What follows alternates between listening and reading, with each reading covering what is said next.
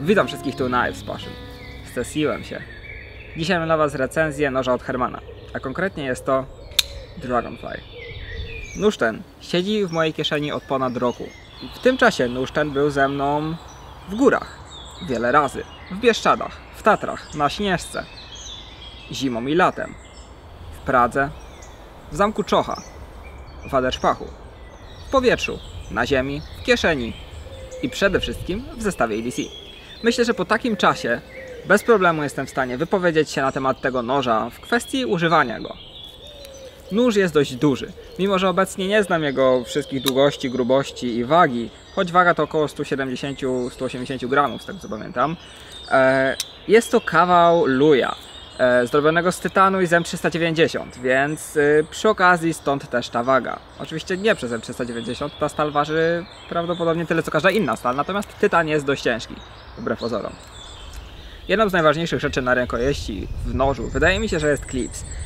Klips jest rzeczą, która może sprawić, że nóż będziecie właściwie cały czas nosić ze sobą na co dzień, lub też wręcz odwrotnie, że już nigdy więcej nie włożycie go do swojej kieszeni.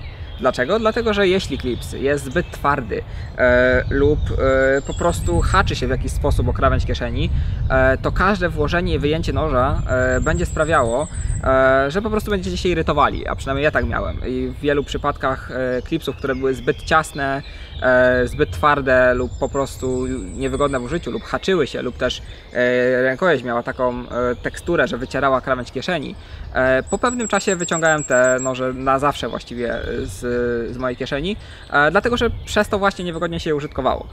Akurat Herman udało mu się dopracować swoje klipsy właściwie do perfekcji. Jestem o tyle pod wrażeniem, że w każdym jego nożu właściwie klips jest frezowany z kawałka tytanu. Nie jest to żadna blaszka lub coś w tym stylu, tylko po prostu wyfrezowany kawałek tytanu. I nie jest łatwo zrobić taki klips, bo widziałem całą masę noży z takimi właśnie klipsami, które nie działały.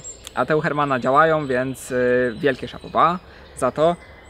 Są sprężyste. Ten nóż bardzo dobrze wkłada się i do dresów, i do jeansów, i do spodni garniturowych, i właściwie do każdych innych, które sobie założycie. Jeszcze jeden jego plus jest taki, że mimo że jest to anodyzowany tytan, jak wiemy każde powłoki się zdzierają, wycierają i tak dalej, to tutaj pomimo roku użytkowania i naprawdę nie oszczędzałem tego noża, on się obijał o przeróżne rzeczy, o lady, jakieś blaty, i meble, i raczej to meble ucierpiały, a nie nóż, bo na klipsie nie ma nawet najmniejszego śladu od jakiegokolwiek uderzenia, czy też wytarcia po prostu od ocierania o różne rzeczy. Więc jestem też pod wrażeniem tego właśnie pokrycia, czyli anodyzacji. Nóż był też w piachu, w wodzie, w lodzie i na ziemi, a wciąż klika w ten sposób.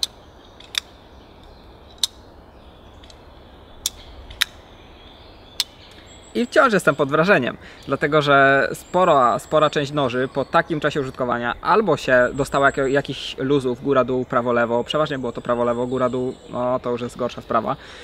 Tutaj nie ma żadnych z tych luzów. Nożyk się ani troszeczkę nie rozkręcił i mimo że nieraz otwierając wydawał dźwięk typu, to jednak nadal działa dobrze. Wystarczyło przemyć go wodą, kapnąć tu jak kapkę jakiegokolwiek oleju, nie żadnego specjalnego oleju do łożysk albo czegoś, zwykły jakiś tam olej hydrauliczny, mineralny, coś takiego, co akurat miałem pod ręką, to byle było śliskie, nie? I dają sobie radę te łożyska. Raczej się nie wrzynają w okładkę, bo gdyby się wrzynały, to nóż nie chodziłby już tak lekko, albo dostałby jakichś luzów. Byłyby jakiekolwiek oznaki tego, że się wrzynają, a nie ma.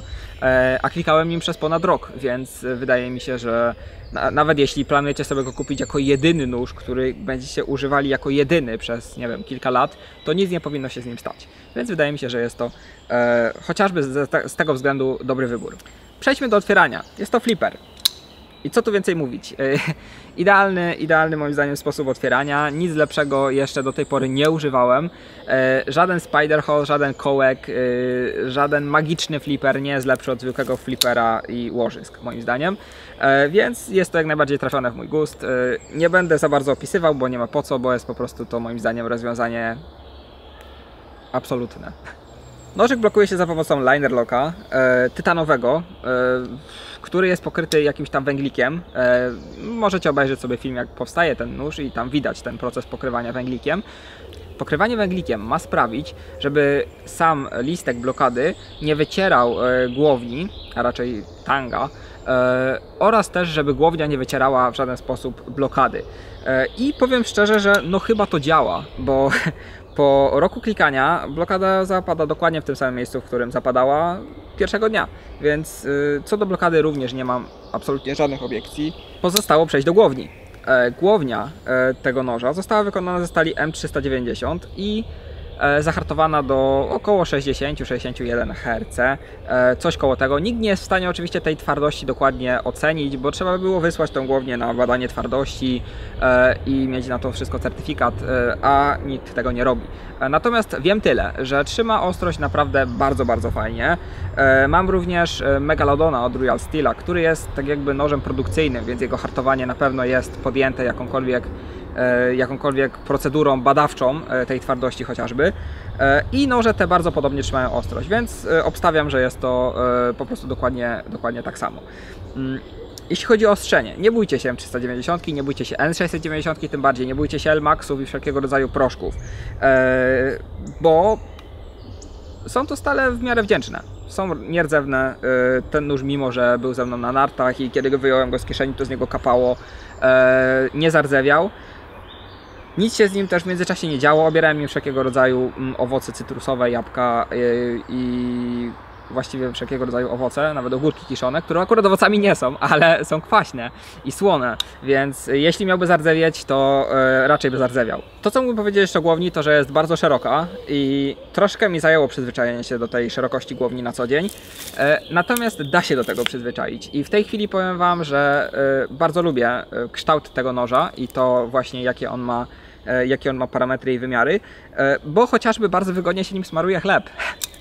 A robię to bardzo często. Rozkrawanie bułek, smarowanie chleba, krojenie pomidorów to są główne zadania dla noży składanych na co dzień, poza otwieraniem paczek oczywiście. I do tego wszystkiego ten kształt głowni i ta wielkość sprawdza się naprawdę bardzo fajnie. W kilku słowach podsumowania. Mam w domu w tej chwili praktycznie 9 lub 10 noży od Hermana. Wszystkie klikają bardzo fajnie i na końcu filmu je zobaczycie, więc jeśli chcecie jakieś dodatkowe prezentacje, omówienia, czy nawet jakieś powiedzmy w miarę powiedzmy recenzje, to dajcie znać, zostawcie łapkę w górę, napiszcie komentarz, że chcecie albo że nie chcecie, jak wolicie. Ja mogę zrobić. Natomiast odnośnie samego tego noża, bo to o tym mogę powiedzieć najwięcej, bo najdłużej go używałem i w ogóle go używałem. W życiu nie wymieniłbym go chociażby na Sabenzę, Benchmade'a, Spyderco czy jakiegokolwiek produkcyjniaka lub też jakiegoś tam połowicznego produkcyjniaka, nazywajcie sobie to jak chcecie. Nie zamieniłbym. Ze względów nie tylko technicznych, bo ten nóż jest świetnie wykonany i pod względem mechaniki i samego wykonania jest po prostu świetny i wydaje mi się, że stoi wyżej od tamtych. Miałem w ręce topowe modele Zetek, Spyderco, Benchmade'ów itd. I żaden z nich ani nie chodził tak jak ten, ani nie był tak ładnie zrobiony. Więc w życiu bym go nie wymienił. Ceny są podobne, więc jeżeli macie do wydania od 1500 do 2000 zł na nóż, no to jak najbardziej możecie to rozważać. Jeśli macie do wydania 300 zł, to nie polecam, bo nie kupicie go za 300 zł.